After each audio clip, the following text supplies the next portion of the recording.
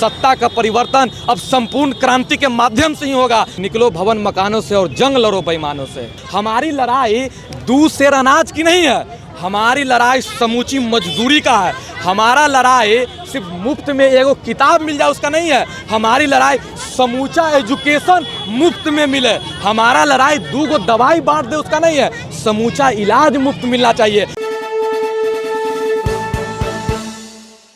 यानी हमारी एकजुटता को तोड़ने का काम किया है तरह तरह के। यानी उन लोग षड्यंत्र क्या करते हैं, हमारे सरकार को, हमारे सरकार के द्वारा जनता पे दमन किया जाता है। इसलिए तो आइए हम फिर से एकजुट होकर के प्रतिरोध करें, रिटेलिएशन जिसको कहते हैं, ईंट का जवाब पत्थर से दे, क्योंकि लोकतंत्र में जनता की ताकत होती है। एक बार जनता से पुनः अपील है कि पुनः सब कोई, क्योंकि अब सत्ता का परिवर्तन चुनाव से नहीं होने जा रहा है, सत्ता का परिवर्तन अब संपूर्ण क्रांति के माध्यम से ही होगा। सन 74 में जब देश सन 74 में जब देश आपातकालीन स्थिति से गुजर रहा था, उस समय पटना की इसी धरती ने पूरे देश को राह दिखाया था और पुनः एक बार समूचा देश पटना की ओर देख रहा है। इसलिए पटना के तमाम युवा और देश के तमाम युवा से अपील करता हूं कि आप संपूर्ण क्रांति के लिए तैयार हो जाइए, क्योंकि संपूर्ण क्रांति ही आपकी और आपके बच्चों को, आने वाली पीढ़ियों के भविष्य संवार सकेगी। नहीं तो आने वाली पीढ़ियों को आप क्या जवाब दीजिएगा। जिस समय पूछा जाएगा कि जब देश लूट रहा था, देश की आर्थिक और प्राकृतिक संसाधनों को खसोटा जा रहा था, तो आप घरों में बैठे नहीं थे, आप सड़कों पर उतर कर लड़ाई लड़ रहे थे, आप चैन से बोल सकते हैं। इसलिए उन तमाम युवा पीढ़ियों से हमारा अपील है कि आप निकलिए घर से, क्योंकि निकलो भवन मकानों से और जंग लड़ो बेईमानों से।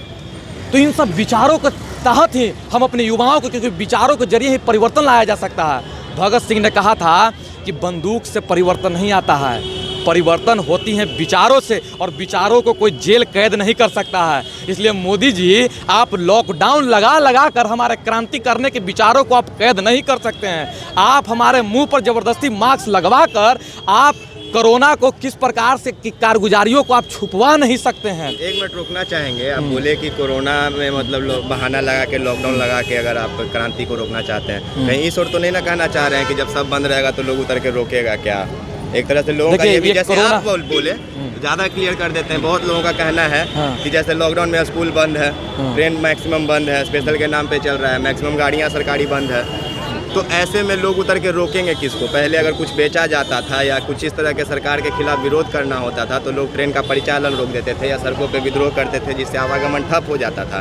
बच्चों का पढ़ाई दिक्कत होता था, तो लोगों को, गार्जियन को ये बात पता चलता था कि लोग इसलिए विरोध कर रहे हैं। पहले से ही स्कूल बंद कर दिया गया है, विद्यालय बंद है, ट्रेन बंद है, तो क्या ये एक तरह से रोका जा रहा है? लोगों के संविधान को छीना जा रहा है या स्वतंत्रता को छीना जा रहा है, आप कहना चाह रहे हैं? देखिए, ये कोरोना तो ठीक है, बीमारी आए, लेकिन मोदी सरकार ने इस बीमारी का नाजायज फायदा उठाना शुरू कर दिया।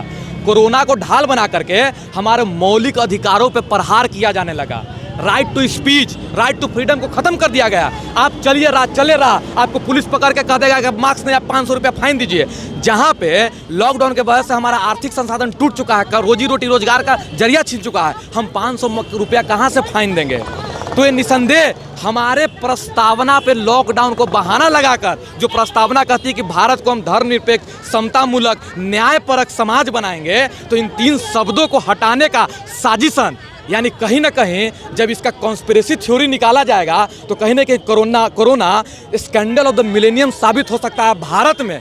जिस तरह से बीमारी कोई इलाज में न, हमारे रिसोर्सेज को क्या किसमें इलाज में लगाना चाहिए था, लेकिन मोदी जी इसका नाजायज फायदा उठा करके हमारे नागरिक अधिकारों, पब्लिक सिविल लिबर्टीज को दमन करने के रूप में इस्तेमाल कर रहे हैं। और बात रही ट्रेन को रोकने की, ट्रेन को तो मोदी जी रोक ही दिए हैं। वो आम आदमी को ट्रेन नसीब नहीं होने वाला है, क्योंकि वो प्राइवेटाइज्ड करने वाले हैं, और प्राइवेटाइज्ड ट्रेन का भाड़ा एरोप्लेन पे चढ़ने के बराबर होगा।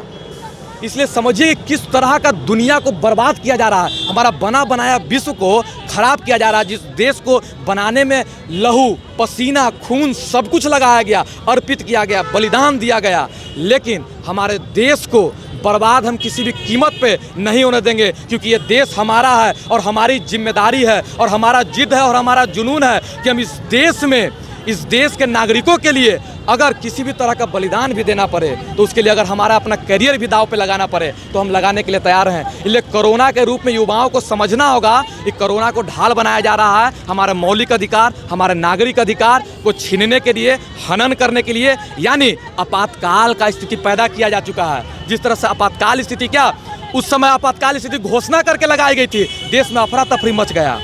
इस बार ये आपात स्थिति बगैर घोषणा के लगाया गया है, यानी अब की राजनीति एक अलग परिदृश्य देख रही है। मोदी जी कहते तो हैं विकास करने के लिए, लेकिन करते विनाश है। यानी जब पहले हमारे गांव में जब गिलहरी मारने वाला आता था तो गिलहरी की आवाज़ लगाता था और गिलहरी के पेट में छुरा भोंक देता था। यानी मोदी जी शोषित पीड़ित और वंचित की बात करते हैं, लेकिन शोषित पीड़ित और वंचित के पेट में ही छुरा घोंप देते हैं, यानी उनके पेट पे ही लात मार देते हैं। तो इस बातों को हमें समझना होगा। हमारी लड़ाई दूध सेर अनाज की नहीं है, हमारी लड़ाई समूची मजदूरी का है। हमारा लड़ाई सिर्फ मुफ्त में एगो किताब मिल जाए उसका नहीं है, हमारी लड़ाई समूचा एजुकेशन मुफ्त में मिले। हमारा लड़ाई 2 दवाई बांट दे उसका नहीं है, समूचा इलाज मुफ्त मिलना चाहिए, जो संविधान हमारा कहता है। उसके जरिए इस तरह से हम इस देश को सुंदर बना पाएंगे। इसलिए आप तमाम युवा से अनुरोध है कि इसके लिए आप बहुत संघर्ष करते रहें, क्योंकि संघर्ष करने वालों का ही इतिहास रहा है। जब कभी विश्व में नाम रहा है, संघर्ष करने वालों ने ही इस दुनिया में इतिहास में नाम दर्ज कराया है। बहुत बहुत धन्यवाद आपका। देखिए, भाई भले नेता टाइप बोल रहे हों, इनका बात सुन के आपको लग रहा होगा कि कोई नेता भाषण दे रहा है, लेकिन हमको इनका बात गलत नहीं लगा। और उसका वजह ये है कि अगर मोदी जी कुछ बेच रहे हैं तो ज़रूर इस देश का ही बेच रहे होंगे, और वो देश में 70 साल में ही बना होगा। जो मोदी जी कहते रहते हैं कि 70 साल में क्या हुआ, अगर कुछ नहीं हुआ तो आप बेच क्या रहे हैं, और अगर आप बेच रहे हैं तो कुछ ना कुछ हुआ होगा जिसको आपको मानना होगा। बाकी बिना कोई सवाल किए हुए जो भी जवाब था इनको बोलना था वो बोल दिए और आप सुन लिए। बात तर्क वितर्क सब इन्होंने रखा। क्यों ना खुश हैं, क्या चाहिए, सिस्टम चाहिए, एजुकेशन चाहिए, इकोनॉमिकल कंडीशन चाहिए, सब चीज़ों का जिक्र इन्होंने किया। आप बढ़ता बिहार देख रहे हैं, मैं विकास राज हूँ और कैमरे के पीछे निवास हैं। बहुत बहुत धन्यवाद।